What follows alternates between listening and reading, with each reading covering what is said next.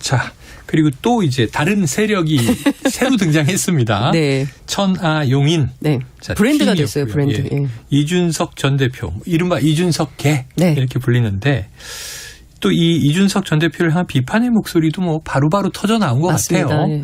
그 이튿날 예, 바로. 김재원 최고위원이 훌리건에 비유하면서 청산의 대상으로 봤고 조수진 최고위원은 엄석대는 이 전 대표였다. 이준석 전 대표가 인용했던 소설을 되돌려줬고 네. 지금 당내 혁신 개혁 강조했던 천하용인 팀과 이준석 전 대표 자 입지 어떨까요? 굉장히 좁아지고 있죠. 네. 이미 굉장히 좁아지고 앞으로 더 좁아질 것이고 일부 의원들은 아마 우리 당에 발 붙이기 쉽지 않을 겁니다. 네. 발 붙이지 못하는 수준이 될 겁니다라고 전망. 예, 그렇게 네. 얘기하는 분들도 계십니다.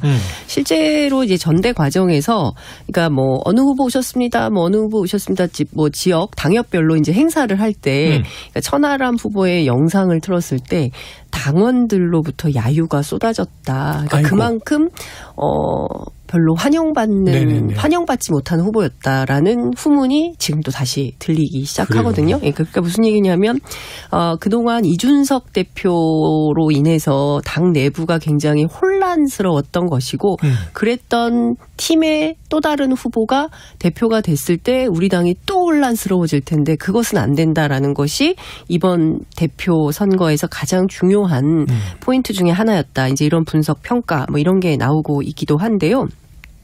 어찌됐든 이번 전당대회를 통해서 국민의힘 당원들의 선택은 대통령을 중심으로 질서정연하게 그리고 안정적으로 당을 운영하는 게 매우 필요하다. 뭐 이런 보편적 판단을 했다는 겁니다.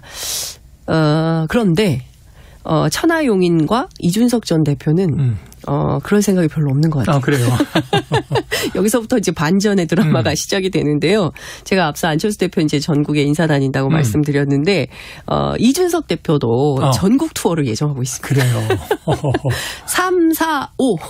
석 달간 우선 호남의 동부, 경남의 서부, 순천과 진주를 시작으로 해서 군소도시 위주로 이준석 대표 책을 소개하면서 팬미팅을 한다고 합니다. 예, 그러니까 순회 공연을 시작한다고 봐도 과언이 아니다 이런 건데요. 이 과정에서 어떤 메시지가 나올지 앞서 이제 말씀해 주신 대로 대통령을 사실상 엄석대에 비유를 했던 거지 않습니까? 본인은 뭐 그런 말을 한 적이 없지만 많은 분들이 특히 홍준표 시장마저도 이제 오히려 공격을 했던 뭐 이런 상황인데요.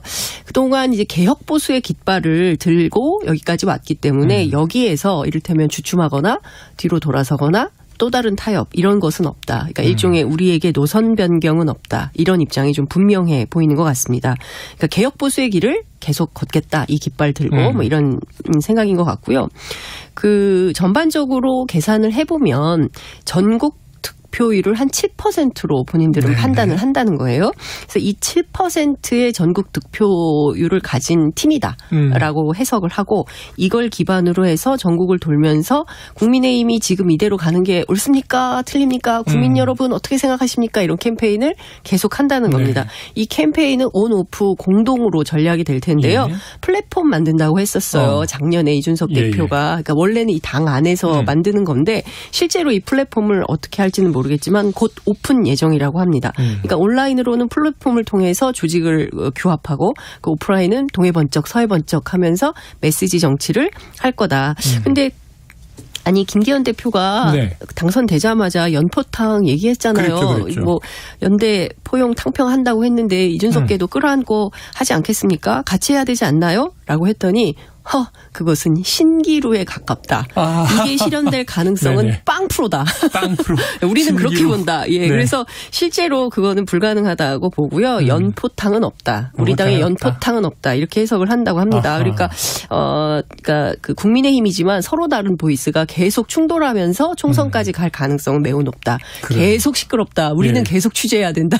이런 생각이 좀 듭니다. 자, 패배했지만 세력화가 됐고 팀이 만들어졌는데 전국을 누비겠다. 그래서 제가 이렇게 할 텐데 어떡할 거냐라고 김기현 당대표 측에 물어봤어요. 그랬더니 나쁜 얘기가 나옵니다. 이런 방식으로 정치를 한다면 천하용인 팀은 공천도 못 받고 결국 정치 거렁뱅이 신세로 전락할 가능성이 있다. 이들은 정치 품바가 될 거다. 이런 얘기를 하고 있습니다. 다만 무소속 출마는 안 된다. 왜냐하면 3자 구도가 되면 민주당 당선이 높아지기 때문에 그렇죠. 절대로 무소속 출마는 막는 방향으로 짤 거다 이런 얘기를 합니다. 네.